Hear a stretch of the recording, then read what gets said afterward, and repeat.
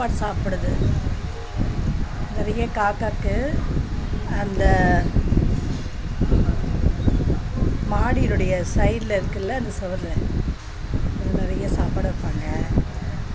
அழகாக சாப்பிடுது பாருங்க. எனக்கு ரியலி சொல்கிறேன், இந்த மாதிரியான சீன்ஸ் ரொம்ப பிடிக்கும். இந்த பறவைகள் பறக்கிறது, அது பண்ணுற சேட்டைகள், அதே மாதிரி இந்த டாக்ஸ் எல்லாம் பண்ணுற வேலைகள்லாம் ரொம்ப பிடிக்கும்.